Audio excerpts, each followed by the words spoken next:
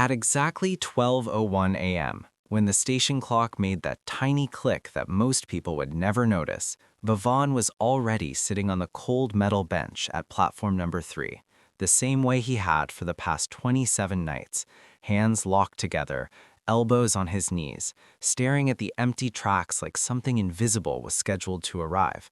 Because he wasn't waiting for a train, he was waiting for the version of himself who used to believe life would start soon.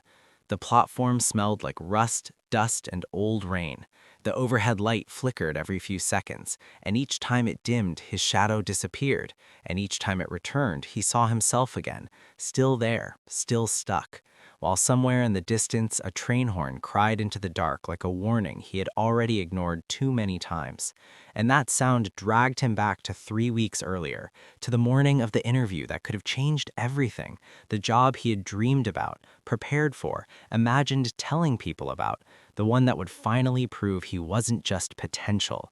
Except that morning, his alarm rang, and he opened his eyes and felt it, that heavy, invisible pressure on his chest, the whisper that said, "What if you go and they see you're not actually that good?" And instead of fear pushing him out of bed, it glued him to the mattress, 10 more minutes turning into an hour, the sun climbing higher while his chance quietly expired. And by the time he reached the office building, breathless, sweaty, heart racing, the glass doors were already closed to him, the receptionist giving him that polite, distant smile people use when you're no longer part of the story. And ever since then, his brain had been replaying that moment on a loop, not to help him grow, but to punish him, because regret feels like responsibility even when it's just self-torture.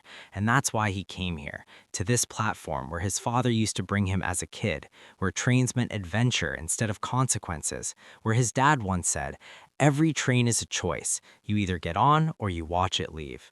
A sentence that felt harmless back then and brutal now. And as the wind slid down the tracks and wrapped around him, he heard footsteps approach, slow and steady, and an older man sat beside him without asking, coat worn, eyes calm, the kind of face that looked like it had already survived things Vivon was still running from. And after a long silence, the man asked, "Which train are you waiting for?" And Vivon let out a breath that almost turned into a laugh and said, "The one I keep missing."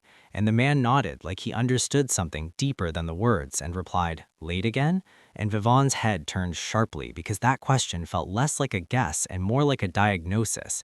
And suddenly the noise of the world seemed to lower, like the night itself was leaning in to listen.